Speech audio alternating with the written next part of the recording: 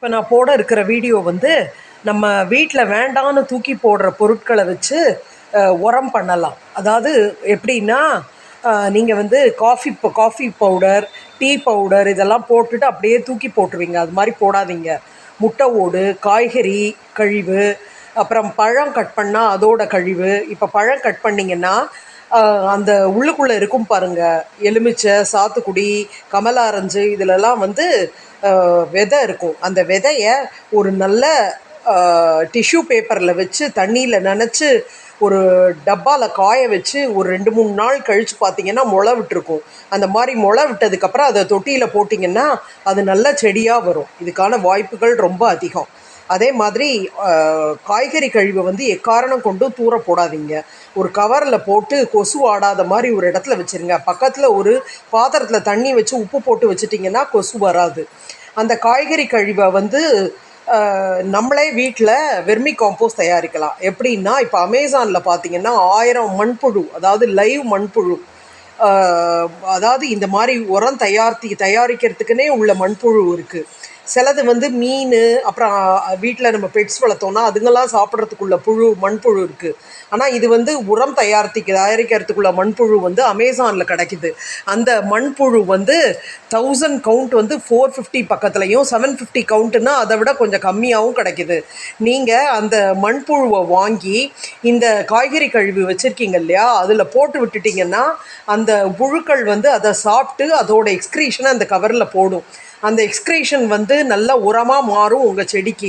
இதனால் நீங்கள் வந்து வெளியில் போய் மூட்டை கணக்குலையோ கிலோ கணக்குலையோ மண்புழு உரத்தை தூக்கின்னு வர வேண்டிய அவசியம் இல்லை.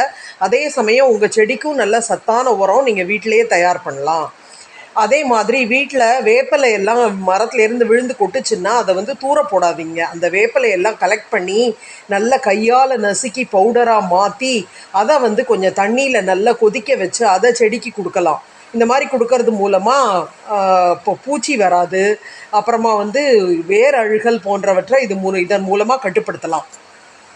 அதுக்கப்புறமா வீட்டில் வந்து நம்ம வாழைப்பழம் வாங்குகிறோன்னு வச்சுக்கோங்க. அந்த வாழைப்பழ தோலை எக்காரணம் கொண்டும் தூர போடாதீங்க. சம்டைம்ஸ் நீங்கள் வந்து கனிஞ்ச வாழைப்பழம் நிறைய கடையில் எங்கேயாவது பாக்கி இருந்து பார்த்தீங்கன்னா வாங்கிட்டு வந்து அதோட வெல்லம் கலந்து ஒரு பிளாஸ்டிக் பாட்டிலில் போட்டு மூடி வச்சுருங்க. கிட்டத்தட்ட ஒரு 10 நாள் கழித்து அந்த கலந்த கலவையை எடுத்து பார்த்திங்கன்னா நல்லா நுரைச்சி வந்திருக்கும். அதோட 1:10ங்கிற விகிதத்தில் தண்ணி கலந்து அதை செடிக்கு கொடுத்தீங்கன்னா உங்கள் செடி வந்து நல்ல பெருசாக பூக்கும். இப்போ இதை தான் மீன் அமிலம்னு சொல்லி கடைகளில் 350, 500ன்னு விற்கிறாங்க. இப்போ இதை வீட்டிலேயே தயார் பண்ணுறது மூலமாக இதுக்கான தயாரிப்பு செலவை நீங்கள் கணிசமாக குறைக்கலாம். அதே மாதிரி அந்த வாழைப்பழத்தோலை காய வச்சு மிக்சியில் பவுடர் பண்ணி அதையும் நீங்கள் உரமாக பயன்படுத்தலாம். இது பனானா பீல் பவுடர்னு சொல்லிட்டு பல வெப்சைட்களில் கிடைக்கிறது.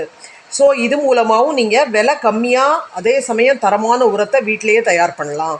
அதே மாதிரி கமலா ஆரஞ்சு பழத்தோல், மாதுளம் பழத்தோல் இதெல்லாம் வந்து தூர போடாதீங்க. வெயிலில் நல்லா காய வச்சு மிக்சியில் பவுடர் பண்ணி தண்ணியில் கலந்து செடிக்கு கொடுங்க.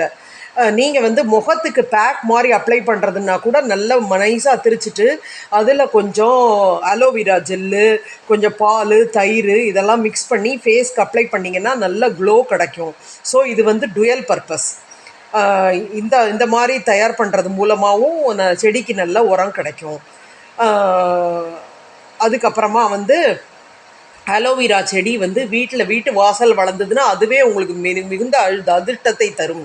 ஏன்னா அலோவேரா செடி ஏதாவது வந்ததுன்னா அதை வெட்டி போடாதீங்க. நீங்கள் வந்து அலோவேராவை நல்லா கட் பண்ணி பொடிசாக அதில் உள்ள இதை நறுக்கி நீங்கள் வந்து ஜூஸாக போட்டு கூட சாப்பிட்லாம். வெயில் காலத்துக்கு அலோவேரா வந்து ஆக்னே, சொறி, படை, சிரங்கு இதெல்லாம் வராமல் நம்மளை காப்பாற்றும்.